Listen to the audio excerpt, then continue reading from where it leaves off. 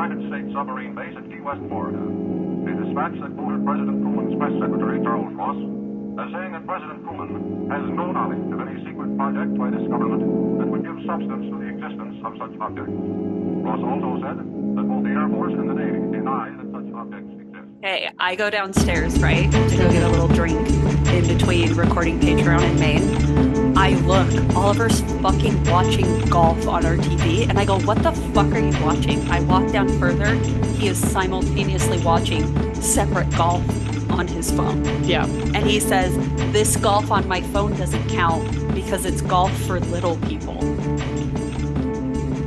Now, is he gonna get canceled? Now what? Now wait a minute. Watching regular golf on the TV, and then he's watching golf specifically for little people. There's like a league, and he's watching that on his phone. He's double dipping on golf. I'm not even gonna try to unpack the second part of that, but I will say that I know that he's going golfing this weekend because you're out of town. Yeah. So at least he's gonna scratch that itch.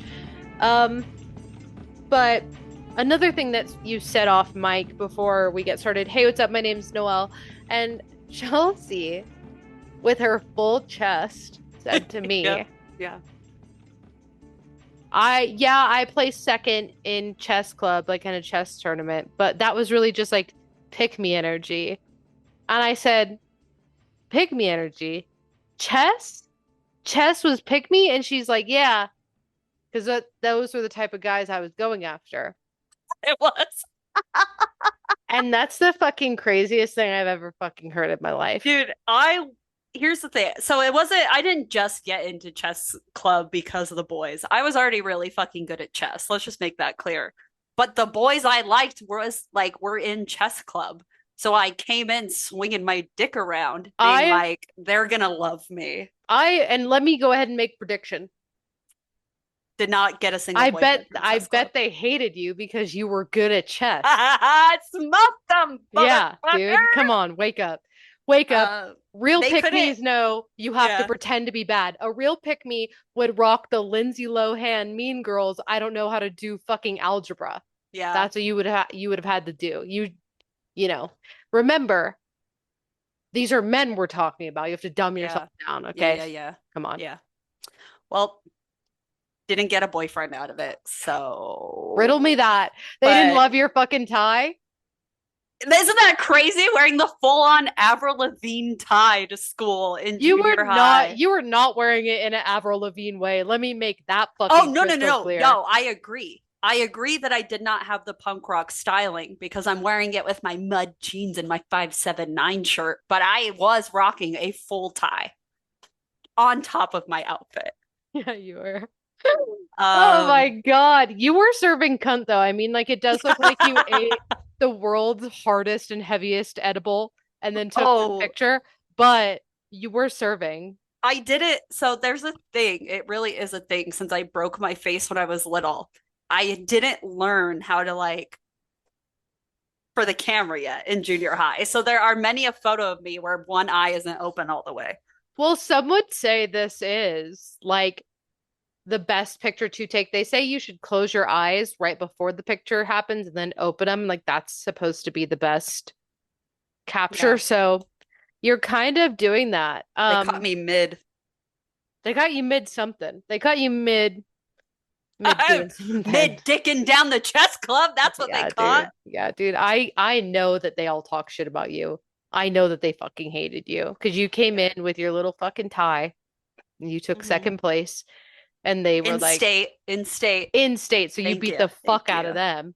So they're just every one of them punching air, dude. I bet, honestly, what was supposed to be like your pick me game really just turned them into fucking incels. I can almost guarantee that. They were on the path, and you beating the ever loving shit out of them in chess as a hot girl, because like, even though I didn't have braces then, so I wasn't. Even though you're yet. Dressed like an asshole, you still like when and peace and love to everyone else in this picture. But like, you served, dude. Looking at you in comparison to everyone else in the chess club, that's Bella Hadid as far as I'm concerned. So I bet they fucking hated your ass, dude. I That bet they girl fucking next to hated me, you. the girl next to me was my best friend at the time. And I didn't want to be the only girl in the photo. So she jumped into the photo with me. Bro, you need to watch Pen 15 because that is so Pen 15 core. But they're joining wrestling. I just Yeah. need, oh my fucking God. But anyway, who are you? Oh, I'm Chelsea, and I love being an incel's fucking origin story. I also thought you were going to say, hey, I'm Chelsea, and quote, I liked learning new strategies and knowing that chess club was not just a club for geeks. And that's a direct quote It from her wasn't. yearbook. I came along and I made it so cool with my Avril Lavigne tie that I borrowed from my father. A full-on silk tie. Yeah, dude. Because I thought like it didn't matter. Like, so long as you had the tie, it fit. Shout out to my friend though for jumping in on that. She actually stopped being my friend in high school because I wasn't Mormon. But she has come around. I love to see her. I was just gonna say something super mean, but my Oh, yawn no. stopped me. I think that was divine intervention. No, she has. It seems like she's had a new cultural awakening, so to speak, and I love that for her. I love Yeah. that for everybody. Yeah, I love when people wake up. You know, we have to be better about that. I can't preach radicalization and revolution and then be like, well, you can never come over to the right side. Yeah. You can come over, but in the back of my mind, I'm remembering when you weren't here. Oh, yeah. So I'm remembering. I remember, but then I also remember that we were children growing up in Utah. And if you weren't in choir, you weren't in the cool club at my high school. And I was too busy fucking in chess club, man. Doing chess. Yeah. Yeah. Also, not an excuse. Grow up. Anyway. You know, if they would have just put me in that last half of the chess club championship, I really would have made something of myself. There's no time like the present. And that's why she plays Magic the Gathering. So I was also really good at Magic the Gathering, so today's episode is not about. And I got a boyfriend out of Magic the Gathering. Cocktail College.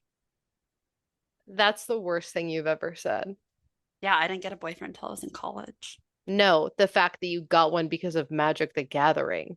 Yeah, I finally fucking snagged one, dude. He's long gone. I got Oliver by being a hoe because on our first date I wore fishnets and a sweatshirt that said, "First of all, bitch, fix your eyebrows," and fucking enamored from the start. I really grew up. I switched up my game. You call that switch up of the century, going from fucking chess club and Magic to fishnets and your tits out. So, you know, and that's the evolution and growth we talk about when we say we need modern revolutionaries. Speaking of modern revolutionaries. Oh, this is gonna be a good one. And let me just caveat this by saying, like,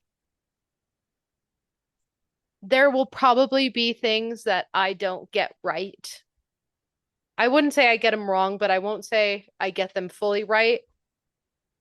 The part of being a subculture in history, and not just a subculture, but a culture of people and a group of people and an identity of people that has been like subjugated against, your history is not well documented. And even if it is, there are powers that be that try to destroy that, right? I mean, we even talked about that in our William Dorsey Swan episode. There are powers that be that are actively, physically trying to destroy history. So I can't say that with 100% accuracy we're going to get this perfect and right. But just like William Dorsey Swan's history and her story, there are things that are so prolific and profound that it doesn't matter how much systematic oppression is pushing against it, it will always come through the cracks and grow as a beautiful flower. And that is what we're going to be talking about today, because we are talking about Stonewall. Fucking finally. Fuck yeah. I feel like even people who identify in the queer community don't know enough about Stonewall. And I don't think I started to learn about Stonewall until I started watching RuPaul's Drag Race. And that's unacceptable. The first Pride was a riot. Yes, yes. The first Pride was a riot, and may we not forget. May we not fucking forget, okay? And actually, before we get into that, sorry to derail again. There's a fuck corporate pride, of course, but there's a palpable difference in this year's Pride Month in comparison to years past because we have, and I'm saying this not just locally, but I would also, I think, countrywide, because we have a out loud and proud, like, bigoted, homophobic government at this time right now, passing bigoted and homophobic and hateful legislation actively. All of these corporations that jumped on the bandwagon of Pride and sold you a fucking rainbow bandana for $10. Now they're mask off. They don't have to pretend like they give a shit. They don't need your money because they're getting it from being out and proud, hateful, right? And we see this with even businesses who were considered like left-leaning, quote unquote, even though a fucking corporation can never have a stance on anything, whatever, but you know what I mean. Right, yeah. Like Target. Fuck Target. Fuck Target. First of all, fuck Target with my whole fucking chest, fuck Target. Not only are they supporting the genocide by supporting Israel, not only are they participating in the anti-DEI and are no longer highlighting Black-owned businesses, that also incorporated the DEI aspect, not highlighting the LGBTQ plus community, and specifically during Pride Month. And then, of course, specifically during Black History Month, where they used to put on a face like they gave a shit. So, and it's not just Target, it's everywhere where these corporations are. And it's this reminder that the reflection of society is not in these fucking corporations. It's in the mom and pops who drive past or walk into. It's the local owned coffee shop that also sells vegan pastries down the street that has painted all of their windows with every pride flag known to man. It's the local newspaper that's doing articles on POC owned businesses. That's where community and society's mirror is. But I think it's like interesting to call out and recognize that when the veil has been lifted by our fucking fat orange president saying, hey, you guys don't have to do this fucking woke DEI. And then they all, even the ones that maybe your average leftist or average liberal thought were an ally, you realize that they're just a fucking evil corporation. And they have gone full mask off and are just back to their old evil ways. So anyway, all that to say, fuck corporate pride. It never had fucking shit to do with you. Yeah. But it's interesting. It is interesting to witness it. So anyway, let's talk about Stonewall. Yeah, let's fucking get into it. Stonewall wasn't the beginning. It was the breaking point. Oh, and what a breaking point it was. Because by 1969, LGBTQ plus people had endured not just decades, but over a century of systemic medical torture disguised as treatment. Doctors were literally transplanting testicles into gay men, believing that testosterone would cure homosexuality. And this was not fringe medicine, it was actually mainstream psychiatric practice. Isn't it insane that everyone was just practicing Dr. Mengele ass shit? It's and then thinking that it was That when, acceptable. yeah, when they do it, it's okay, but when the Nazi does it, Yeah, well, right. the government still thought that was okay because then they just turned around and hired him. So that's probably who was doing these anyway. So, but anyway, besides the point, this violence was not only inflicted by the state, but also by medical institutions, religious authorities, and mainstream society.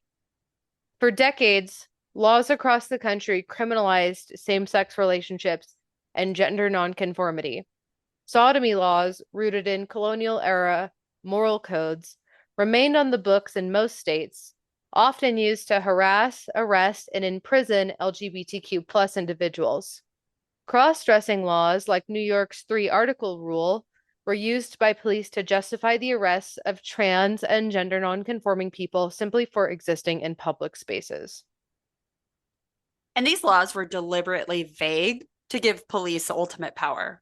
A trans woman could be arrested for wearing a dress, earrings, and makeup, and that's only three quote unquote feminine items. Police would literally count clothing items and jewelry to determine if someone was sufficiently dressed according to their assigned gender. And the humiliation was totally the point. And that's the example of the three-article rule. They're looking for three articles of clothing that they don't believe fit your assigned gender. So, fucking insane. Police brutality and surveillance were routine. Queer bars, often the only semi-safe space for LGBTQ plus people to gather, were regularly raided by police. Even within these spaces, trans women, drag queens, and people of color were frequently harassed or excluded. Meanwhile, medical institutions classified homosexuality as a mental illness. The American Psychiatric Association listed it in the Diagnostic and Statistical Manual of Mental Disorders, the DSM, as a sociopathic personality disturbance until 1973. Queer people, especially youth, were subject to forced institutionalization, aversion therapy, electroshock treatments, and chemical castration. Trans people face similar violence with few legal or medical pathways to affirming care. Religious institutions added another layer of condemnation, often portraying queer identities as sinful and deviant. Conversion therapies proliferated, blending religious and psychological abuse. Mainstream media depicted LGBTQ plus people as perverse, dangerous, or pitiful, reinforcing their marginalization and justifying ongoing violence. And let's be super specific about this treatment. Aversion therapy involves strapping LGBTQ plus people to chairs and forcing them to watch same-sex erotic images while receiving electric shocks or being injected with nausea-inducing drugs. This was like literally a Clockwork Orange happening to our own citizens. Yep. Some were subjected to ice baths, freezing, burning via metal coils, and forced hard labor. In the UK, gay men were literally given a choice, either prison or aversion therapy. And this was considered what they called compassionate medicine. As mentioned, police raids on gay bars in the 1960s were not only frequent, but intentionally humiliating, violent, and designed to terrorize the queer community. Officers would storm in, turn on the lights, demand IDs, line patrons up against the wall, and arrest anyone suspected of violating cross-dressing laws or engaging in lewd behavior. And lewd, that just meant whatever they deemed it to be. Yep, just being. Often, cisgender women would be groped to confirm, quote unquote, their sex. There are also reports of police doing gender checks in bathrooms, demanding to visually see the person's genitalia. And anyone without at least three items of, quote, gender appropriate clothing would be detained. Those arrested risked being outed when the precinct would publish the names of all arrested in the newspapers the next day, a tactic that destroyed lives, careers, and led many to end their own lives.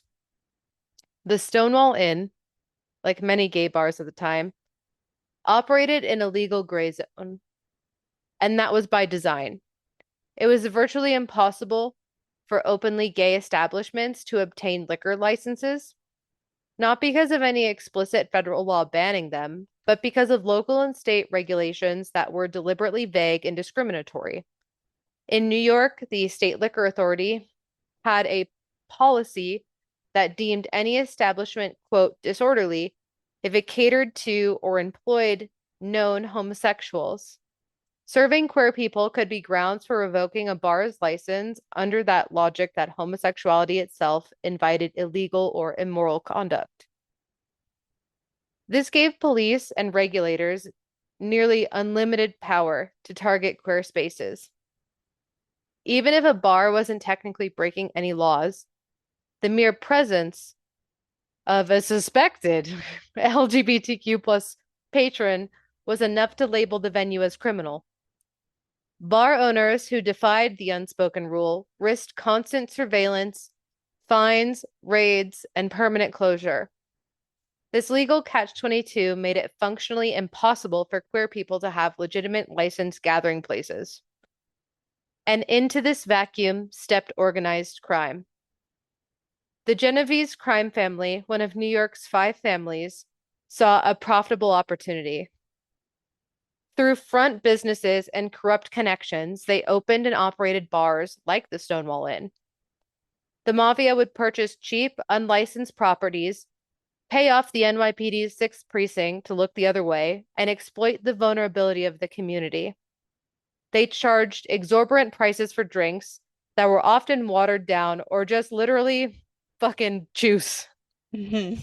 And they offered no protections for patrons. The mafia's involvement was far from altruistic.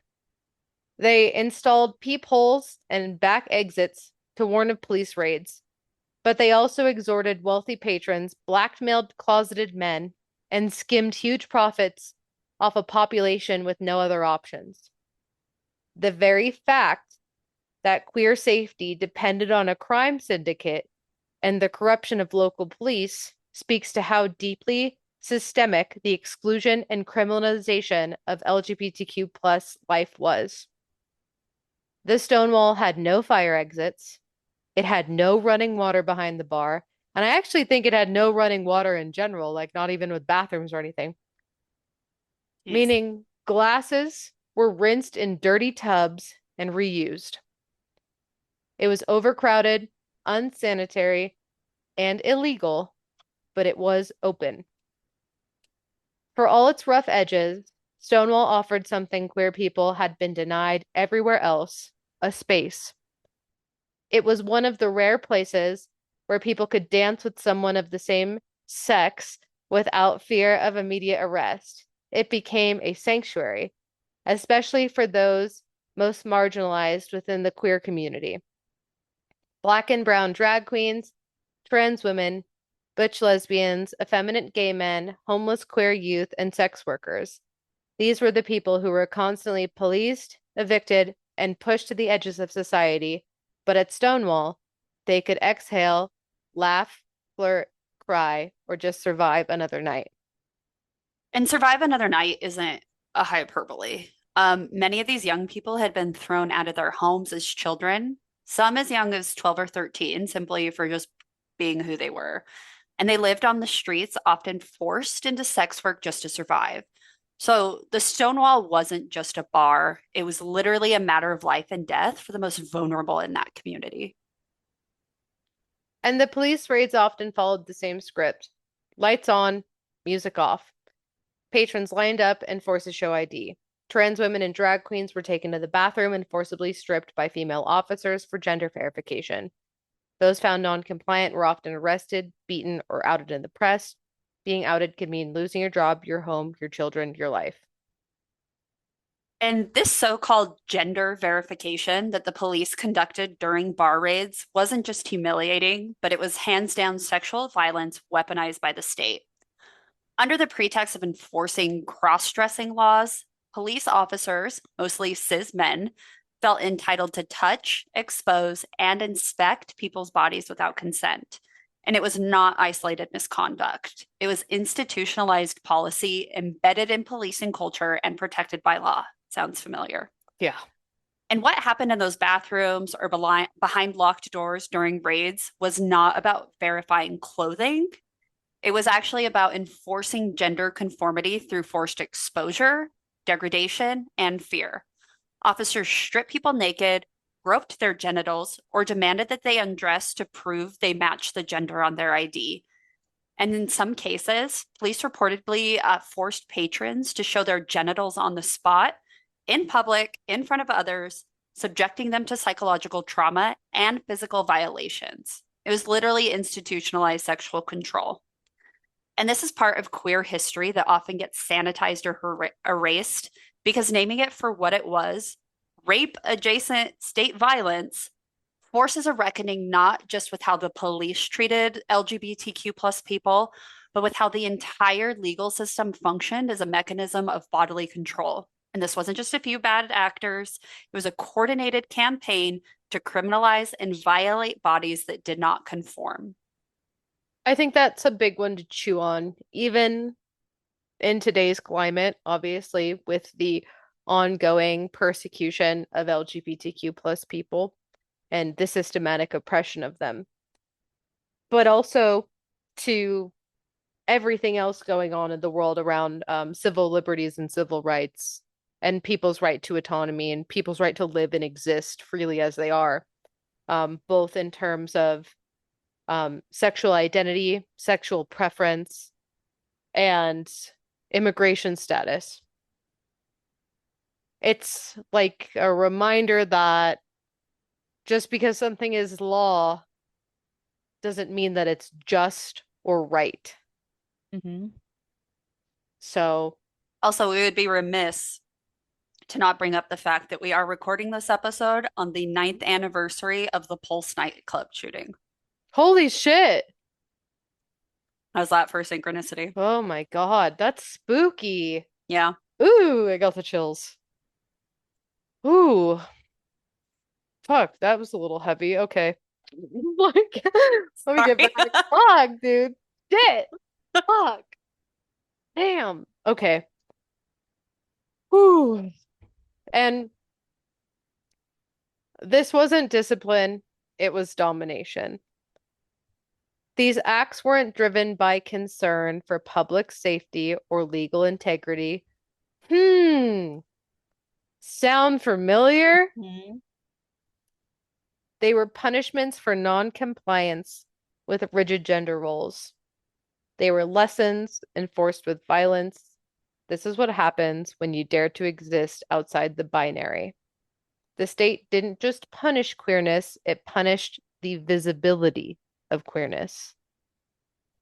Cough the Mormon church. Cough. Sorry, it's something in my throat. Sorry, okay. Yeah, I got it out. Oh, good. Trans people, especially Black and brown trans women, bore the brunt of this brutality because their very existence posed a direct challenge to the white, patriarchal, heteronormative order. And these violations didn't stop when the raid ended. For many, the trauma followed them home if they had one. It lived in their bodies, in the fear of walking down the street, of using a public restroom, of being pulled over. The psychological toll of being constantly under surveillance, of knowing that any moment could bring another strip search or public shaming, was profound. These weren't isolated incidents, they were part of a culture of institutionalized sex control. And Stonewall was not the first resistance against state violence, and it wouldn't be the last. Inspired by the civil rights movement and their lunch counter sit-ins, members of the Mattatachi Society walked into Julius's bar and declared themselves homosexual before ordering drinks. When denied service, they filed a lawsuit against the New York State Liquor Authority, helping to challenge discriminatory policies that made it illegal to serve known homosexuals. And this is another one of those things that they knew nothing was going to happen, but they wanted to have a paper trail to show the history books that they were trying and that there was this blatant black and white hypocrisy and discrimination. So, and this, the sip-in at Julius's bar, was a little over 3 years before Stonewall. Located in the Tenderloin district, Compton's cafeteria was one of the few 24-hour spots that welcomed trans women and drag queens. It's so interesting that we're also seeing a huge ICE presence in Compton right now. Yeah. Yeah, another binary, you're either a citizen or you're not. Exactly. When a police officer attempted to arrest a patron, she threw hot coffee in his face. Slay. I know, kind of punk rock. The diner erupted into chaos. Windows smashed, police cars overturned, furniture thrown, and so much hot coffee thrown in the police's faces. Just gallons of it. Literally, from what I gathered of the recollections of the Compton's cafeteria riot, was that like it was almost this cinematic. Every person who had a cup of coffee near them or one in the vicinity grabbed it and chucked it at the police. And oh my God, I would just love to see it. I imagine it in my mind as playing in slow motion with like beautiful classical music. Yeah, just yep. Yeah. Yep. Oh, exactly. Beautiful. The riot spilled into the street and lasted for days. Many of the women involved were trans women of color, often criminalized sex workers, just trying to survive in a world that denied them housing, jobs, and safety. This was 3 years before Stonewall. And the Compton cafeteria riot has been deliberately erased from most queer history. I had literally never heard of this before. Neither have I. And why? Because it was led by trans women of color who were sex workers, aka the most marginalized people in an already marginalized community. And their resistance didn't fit the sanitized narrative that mainstream gay rights organizations wanted to tell, i.e., protest peacefully, obey the police. But these women were the true pioneers of the LGBTQ plus resistance. Absolutely. At midnight on New Year's Eve, undercover LAPD officers began beating patrons for kissing. One bartender was beaten so badly his spleen ruptured. In response, Pride, the Personal Rights in Defense and Education, organized pickets and protests, the first large-scale demonstrations in Los Angeles for queer rights. The event also helped launch The Advocate, which began as a newsletter and became the longest-running queer publication in the US. And that's so crazy, like a ruptured spleen for kissing someone on New Year's Eve at midnight. Yeah. This happened on New Year's Eve. Fucking Let that evil. sink in. Yeah. This wasn't a one-off bad cop. This is the fucking LAPD standard police procedure. Yep. The US's biggest, most violent gang, the LAPD. Yep. And queer people were beaten unconscious for showing any sign of affection whatsoever. And it was a violence that was so routine that it barely ever made the news. And the protests at the Black Cat, like the riots at Compton's and the sippin' at Julius's, were powerful. But again, they didn't fit that neat image that mainstream gay rights movements, what they really wanted to project. Groups like the Mattachine Society and Daughters of Bilitis. I've heard it both ways. Okay. They favored clean cut, soft-spoken activism, which was the kind that made queerness seem safe, quiet, and palatable to straight America.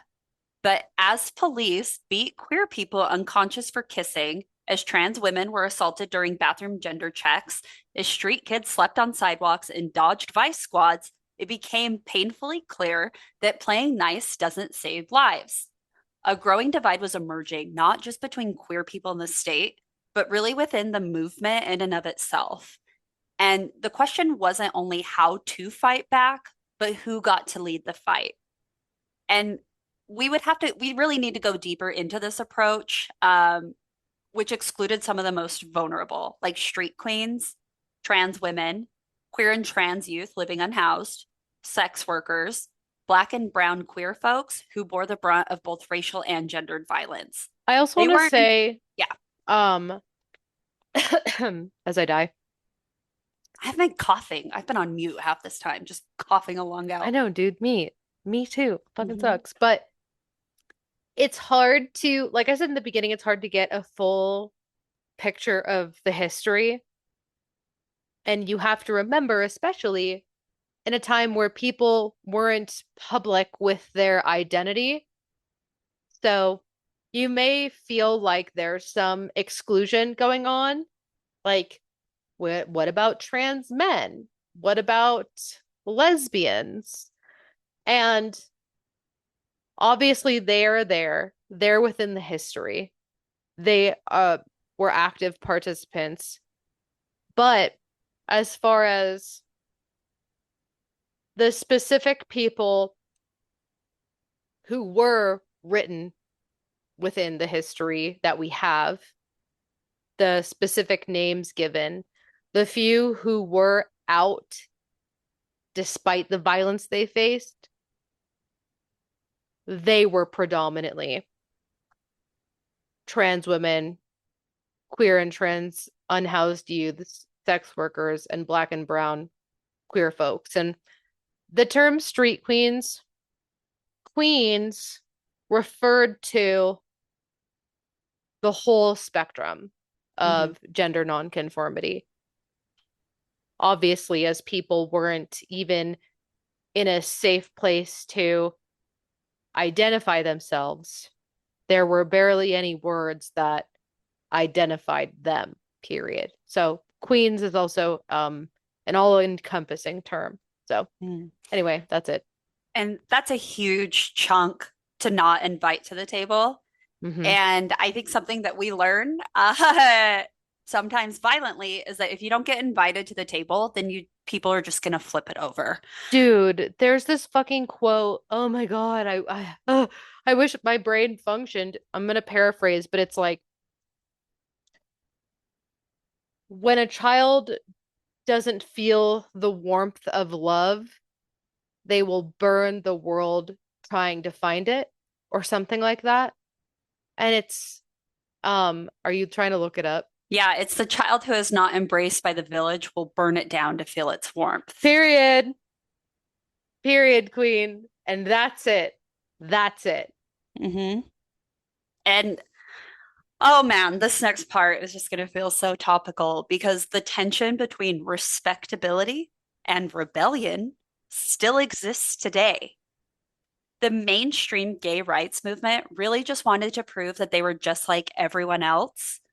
But what about those who couldn't or wouldn't conform? Again, the trans women of color, sex workers, homeless youth who were told to wait their turn, to be quiet, or to let the respectable gays go first. They'd been waiting their whole lives, and at some point, you have to be done waiting. June 28th, 1969. It started like so many other nights before it with a police raid. At 1:20 a.m., officers from NYPD's 6th Precinct arrived at the Stonewall Inn, armed with a warrant. They claimed they were there to bust the bar for selling liquor without a license, an excuse they'd used hundreds of times before to terrorize queer spaces. They turned on the lights, ordered the music off, locked the doors, and began the familiar ritual of lining people up, checking IDs, and separating those they suspected of being, quote, men dressed as women for, quote, gender verification in the bathroom. But something was different this time. The crowd outside didn't leave. Usually, people dispersed quickly, fearful of being arrested, outed, or brutalized. But on that hot summer night, something shifted. A group began to gather on the street, mostly young working class queer folks, trans women, drag queens, sex workers, many of them black and brown, many of them with nothing left to lose. Some had already been arrested that week. Some had even seen their friends die, and some were just tired. And inside is patrons were dragged out one by one. Storm DeLavier, a black butch lesbian and drag queen, was reportedly resisting arrest. Officers beat her, handcuffed her, and tried to force her into the back of a patrol car. Drag king. I said drag queen. Yeah. My bad. Freudian I didn't slip. mean to. I'm sorry, Storm. According to several eyewitnesses, Storm, and I looked up the pronunciation here. It's Storm with an E over a hyphen, but I looked at the pronunciation and it's just Storm. So don't come for me. Honestly, slay. And according to several eyewitnesses, Storm fought fiercely and then turned to the crowd and shouted, "Why don't you guys do something?" And that's when everything pivoted because the night fucking snapped. The silence cracked and the crowd surged. It's unclear who threw the first object. Some say it was a shot glass, later called the shot glass heard round the world. Others say it was a brick or a bottle. Some say it was Marsha P. Johnson, the black trans drag queen and sex worker who would later co-found Star, and Sylvia Rivera. Marsha herself said she arrived around 2 a.m., but once she saw what was happening, she immediately joined in. Sylvia Rivera, a Puerto Rican Venezuelan trans woman and lifelong activist, said she ran towards the bar when she saw her friends being attacked. She would later recall throwing bottles at police. The officers tried to retreat back into the bar, but by then, the crowd outside had grown into the hundreds. Some slashed the tires on the patrol cars, bricks and bottles flew, trash cans were lit on fire, a parking meter was uprooted and used as a battering ram against the door. Hell yeah. Medieval fighting is literally sick. So slay. The police barricaded themselves inside the bar they had just raided, terrified. For once, the cops were on the defensive. The queer community, especially those most targeted, most brutalized, most overlooked, fought back. And notice again who led this rebellion. Black and brown trans women, drag queens, and butch lesbians. It wasn't the suit-wearing, respectable gay men who would later claim credit for the movement. The people had nothing left to lose because society had already taken everything from them. And a caveat here. So, Marsha P. Johnson and Sylvia Rivera were cited as being some of the first at the Stonewall riot. There would be later recounts, even from themselves, that would say, oh, Marsha actually wasn't there. She didn't come until later. And Sylvia was underage at that time, even though that wouldn't have stopped her from getting into the bar. But like, she wasn't really hanging out. Another like showed up. Another showed up like later type of thing when you heard what was going on. Mm-hmm. All of this, this back and forth, it's a whole thing within the queer community, the whodunit. But all of it is kind of to the birds, if you will, because Marsha and Sylvia would be such pivotal members of the community and trailblazers that it kind of didn't matter how the timelines worked. It would be bestowed upon them. Yeah. So the movement needed a figurehead, which it previously did not have. Yeah. As symbol. And this wasn't supposed to happen. Raids were meant to elicit fear, but instead of fear, the NYPD was met with fury, years built up trauma, grief, rage, and exhaustion boiling over in one incandescent moment. The tactical police force had to be called in. In tactical units, aka Riot Police, to deal with drag queens and kids. They weren't trained revolutionaries. These were teenagers who had been brutalized their entire lives and finally decided to fight back. The uprising lasted for 6 nights, with the most intense confrontations happening within the first 48 hours. I just jumped my fucking spot. Uh, there we go. Protesters faced off with riot police, linked arms to block streets, danced in front of blockades of cops, and chanted in their faces. Hey, that sounds like what's going on in LA right Oh now. my gosh, crazy. The Village Voice offices were nearly set on fire after publishing articles mocking the riots and using slurs to describe participants. Stonewall sparked the rise of radical queer organizing. The Gay Liberation Front emerged almost immediately after Stonewall, gathering activists who saw queer liberation as deeply connected to other struggles against oppression. Unlike earlier, this is a crazy word, homophile organizations that focused on fitting quietly into society, the GLF rejected assimilation outright. They aligned themselves with the Black Liberation Movement, the anti-war protests against the Vietnam War, and anti-capitalist and anti-imperialist causes worldwide.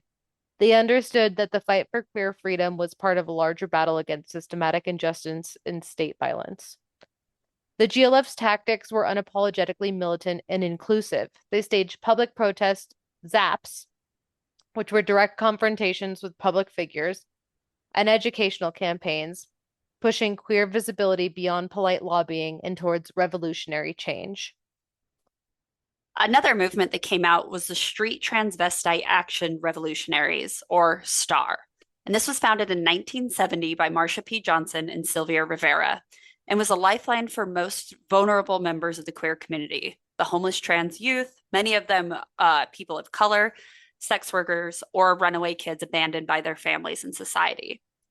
And unlike other groups that often sidelined trans people and sex workers, STAR was led by and for people of these very communities.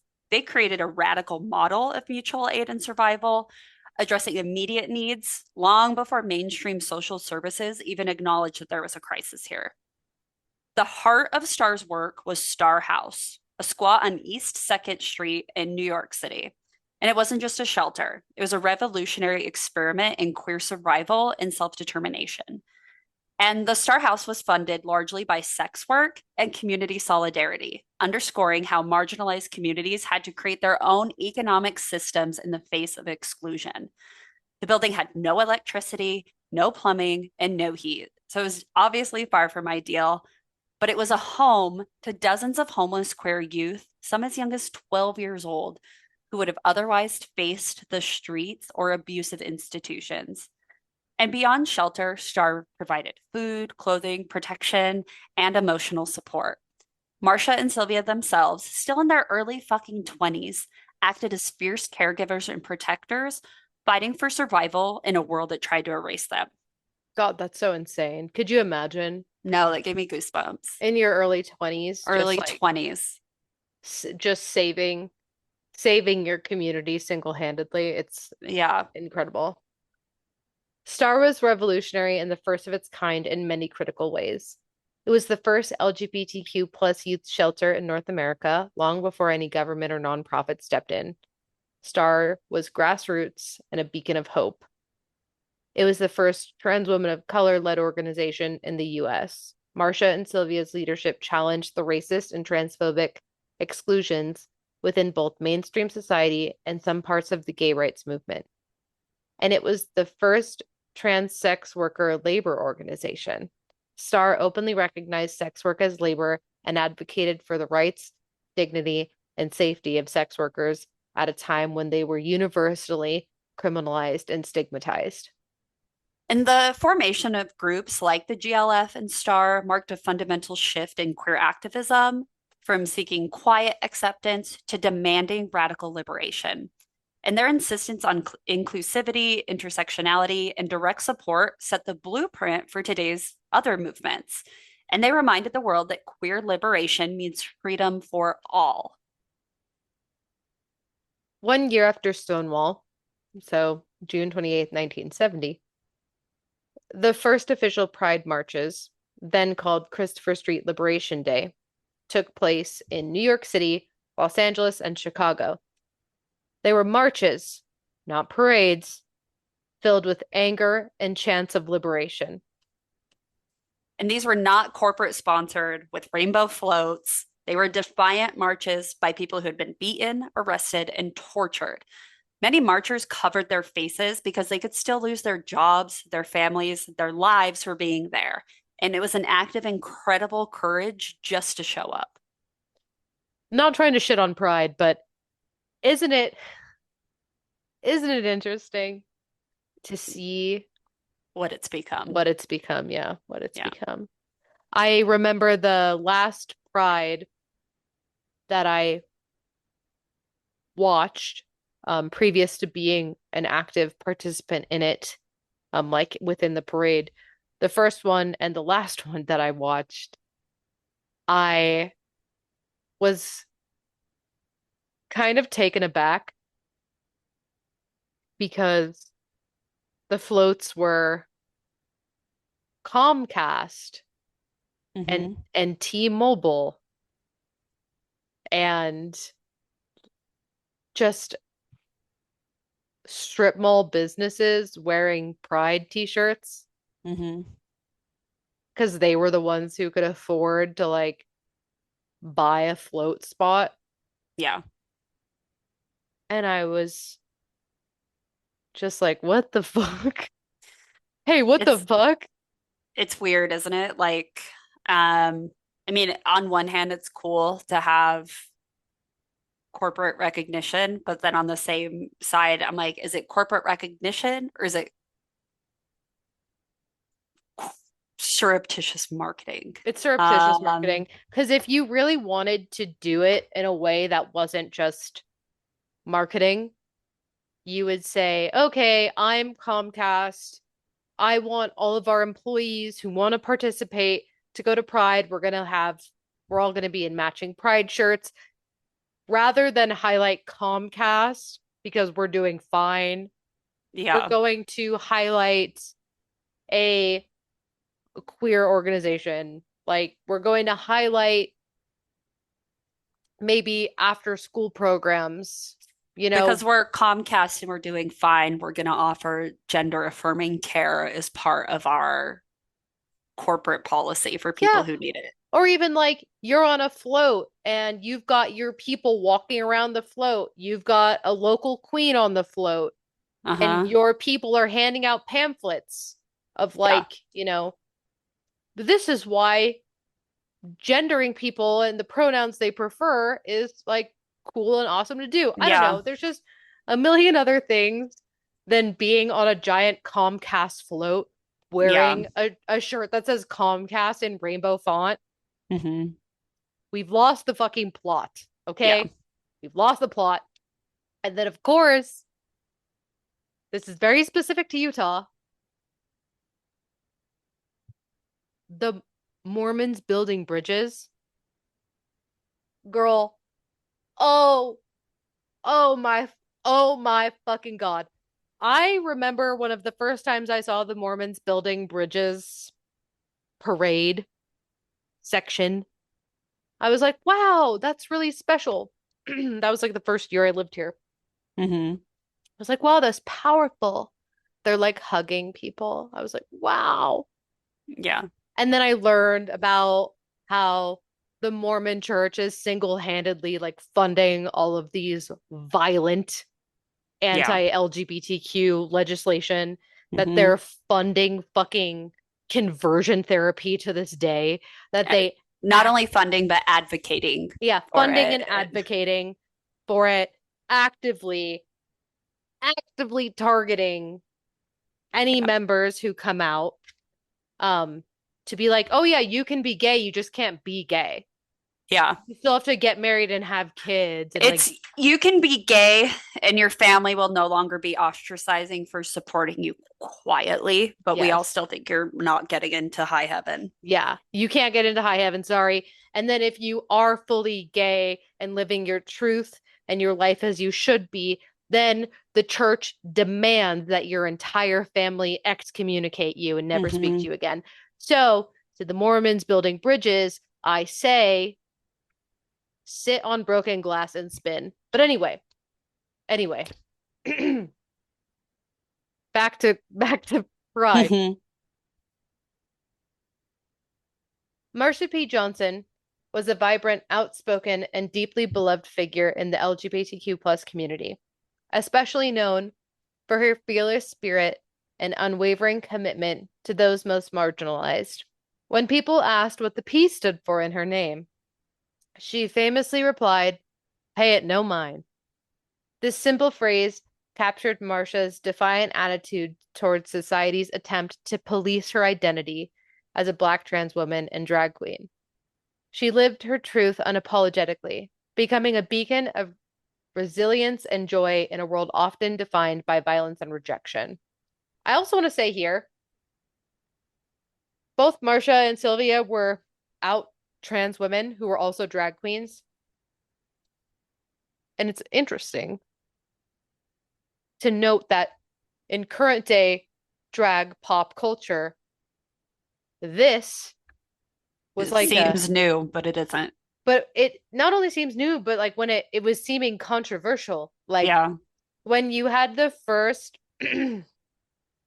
out trans man and drag queen on like Drag Race, Hmm. it was this whole like fucking thing, and it was this whole like there's a synchronicity between it's just interesting how we lose the plot so often. But Yeah. Marcia was a foundational figure in the subsequent queer liberation movement. She was known for her charismatic presence, often seen wearing brightly colored wigs and flamboyant outfits, dancing and singing her way through the streets of New York. More than just a performer, Marcia was a fierce advocate for the rights of trans people, sex workers, homeless youth, and all those pushed to society's margins. As the AIDS crisis devastated the LGBTQ plus community in the 1980s and early 90s, Marcia joined ACT UP, which is the AIDS Coalition to Unleash Power, an activist group dedicated to fighting government inaction and pharmaceutical profiteering around the epidemic. She became a vocal and visible advocate demanding care, compassion, and justice for those affected by HIV/AIDS, many of whom were also marginalized by race, gender identity, and class. In July 1992, Marsha's body was found floating in the Hudson River. The NYPD ruled her death a suicide, but many of her friends, family, and activists, and especially Sylvia, believed she was murdered, a victim of the same oh my God, systemic violence. There we go. The same systemic violence and neglect that had defined much of her life. I mean, it was obvious that her death was almost certainly a murder, but the NYPD didn't care enough to investigate. A Black trans woman found dead in the river, also one that had initiated an entire movement, especially against the police, like fucking case closed. And it actually took decades of activism to get the case reopened. But even in death, Marcia couldn't get justice from the system that she had fought against her entire life. And up until her own death in 2002, Sylvia fought tirelessly to keep Marcia's memory alive and to pressure authorities to recognize the violence faced by trans women of color. Sylvia understood that justice for Marcia was not just about one life, but about countless others who faced similar neglect and violence. And her advocacy underscored the ongoing struggle against systemic racism, transphobia, and police indifference. I also want to say, obviously, Marcia was murdered, but that police saying like, "Oh, this body found, like this body of a gay person found in like that it's suicide," like that's been happening still. I think it's been in like fucking Texas and Chicago. Yeah. There have been these like mass Less amounts. dead. Yeah. These like, but also just like mass amounts of like gay men found like floating in fucking rivers, and they're like, Yeah. "Oh, Dude, look at even Dahmer. Like one of his victims escaped and the police brought him back because they're like, that's just what gay people do. It's Yep. so ignored and swept under the rug. Yeah, it's just so fucking wild." Sylvia Rivera was an unyielding force in the fight for the most marginalized within the LGBTQ plus community. She understood firsthand the harsh realities faced, having lived through discrimination, poverty, and violence herself from a young age. Sylvia's activism was rooted in the belief that liberation must include everyone. In 1973, during a pivotal moment at the New York Pride rally, Sylvia was banned from speaking by the organizers, mainly cisgendered gay men, who wanted to present a respectable. But Sylvia refused to be silenced. She grabbed the microphone and delivered one of the most electrifying and raw speeches in LGBTQ plus history. And her voice cracked with pain as she declared that I have been beaten, I have had my nose broken, I have been thrown in jail, I have lost my job, I have lost my apartment for gay liberation, and you all treat me this way. And that's clipped. There's footage of that. You can look that up. It's Mhm. wild. And this moment was more than just a personal outcry. It was a searing indictment of the exclusion and erasure faced by trans people, especially trans women of color and sex workers, from the very movement that claimed to fight for freedom. Sylvia called out the hypocrisy of a community that celebrated pride, but sidelined those who had paid the steepest price for it. Throughout her life, Sylvia remained on the front lines, organizing, protesting, and caring for homeless queer youth and sex workers. Her struggles illustrate the harsh realities of intersectional oppression. Being trans, a sex worker, and a person of color meant Sylvia was often seen as, quote, too radical, too angry, or too real to fit into the mainstream narrative of gay rights. But Sylvia never compromised or toned down her truth. She insisted that the movement recognize and uplift the voices of those on the margins. And her legacy really is a testament to courage and resilience. She died in 2002, still advocating for those without a voice, still confronting systems of injustice head on. And her unapologetic spirit continues to inspire new generations to fight for a truly inclusive liberation, one that embraces all identities and experiences, especially those that society tries to erase. What began as a riot has become a global celebration, but often a corporatized, sanitized one. Rainbow capitalism sells inclusion but erases history. The truth is, pride was born from fire, bricks, blood, and bottles. It was led by the rejected, the criminalized, the fearless. It was about survival, not sponsorships. And every rainbow flag that you see, every pride parade, every legal victory for queer rights, it all traces back to those 6 nights in June 1969 when the most marginalized people in our community said no more and stood up for all of us. They didn't live to see marriage equality or corporate pride sponsorships. They actually just died fighting for the basic right to exist, and we owe them fucking everything. Without Marcia and Sylvia, there is no pride. They didn't ask for permission. They didn't fit into neat boxes. They fought, fed, housed, and led when no one else would. Before it was rainbows and hashtags, pride was a protest. Before it was celebration, it was survival. And in many places, for many people, especially today in the current political climate, it still is. And that's Stonewall, girl. Man, it's just such a sad story. It is a Like, sad story. we've come so far, yet we haven't come far at all. Yeah. The band-aid of issues or the band-aid over issues, like it really hasn't fixed much, right? I mean, I don't know. I'm waiting for the day where I'm probably never gonna lead a riot, right? Hey, But never say never. yeah, never knock on wood. But I'm fucking ready for the day where someone pipes up against a trans person in the bathroom and I'm ready with like my philosophical brick, like Hmm. locked and loaded. And I think that's like what we can do to support our community. And it's not just like buying a pride shirt. It's Hmm. being ready to like fight for our community. Hmm. Yeah. Oh, it just breaks my heart. I think of my friend Glitter, beautiful trans woman who committed suicide. Like, it's just too hard to exist in this world. And she was like fucking happy. Like, everything that we read good about Marsha was like, Hmm. that's glitz, that's glitz, that's glitz. Hmm. And then, like, at the end of the day, people are still getting got by the bullshit that's going on in this world. So, Yeah. like, I think that I don't want to, yeah, you have to be violent with your support and your protection Yeah. of the queer community, especially right now. You really do. It's like not even like waiting. It's no longer being polite. It's not like, hey, I'm gonna meet you halfway on this. It's Hmm. like I'll fucking slap you in the mouth. Yeah. I'm white and privileged. I'll pay the fucking uh what's that called when you go to jail? I'll pay the bail money, whatever. I'll say I felt threatened. I'll Hmm. fucking lie about it. Yeah.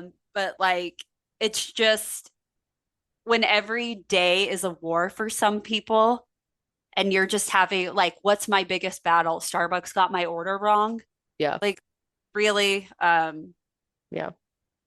heartbreaking. We still have the glitter shirt up in our bonfire, by the way, if anyone wants to support. All that money goes to her daughter. So, Which I love. Which and it will I, go to her daughter in perpetuity. That will never end. yeah. So, I think that I don't know. This goes back to kind of what we were talking about on Patreon, which Jesus Christ, the fucking FBI agent who's listening in to everything I do and say. it doesn't matter anymore. You can't Fuck the FBI. straight up. Like when you are being faced with violence and oppression and inequality, there is no, excuse me, hey, Yeah. can you please? There is none of that. And I know that that sucks to hear because it doesn't fulfill the kumbaya John Lennon ass fucking Mhm. celebrities singing. What was that fucking song they were singing during Imagine. Imagine? It's not the So fucking celebrities singing stupid. fucking Imagine during lockdown. It's, Fucking. and it all circles back. It all circles back. Just like if you happen to see yourself out at a march or rally this weekend on Trump's birthday, know that that is not where your activism should start or end. Mm-mm. So be be the person and change the world needs and people deserve. Be the brick that Marsha busted asses with. Yeah, That's just so sick, man. I know it. Oh, I know it. And just to think of the heaviness of the consequences. Yeah, it's the Banksy graffiti where the kid is throwing the Molotov cocktail, but instead it's Marsha with a Hmm. brick. Yeah. No, That's it's cool. true. It's true. It's we can't even fathom the amount of courage and just straight up like fuck you energy. I won't even return my food if it's wrong. Yeah, yeah. There are people who won't participate in activism that they believe in because they're afraid of like what's going to happen. Yeah. And this was a Well, what is time. gonna happen? What is? What's the worst? Liberation? Yeah, what's the worst that's going to Like happen? they're out Really? here. Yeah, it's like they're out here complicit in just erasing an entire history. I mean, we did it with the Native Americans. We um, did it with like queer people. We're doing it now with immigrants. Like at some Hmm. point, like these movements of hate they hit a boiling point every Hmm. time. Yeah, yeah. So, So, uh, yeah, and that's Stonewall. That's Marsha P. Johnson and Sylvia yeah, Rivera. And just like your activism, go dip into more cultural learnings. Go actively search and find the history of your community and the revolutionaries and activists throughout it because no one's going to teach you. You have to teach yourself. and it's your job to spread the love and information of that. So, history is doomed to repeat itself when no one pays attention. Right.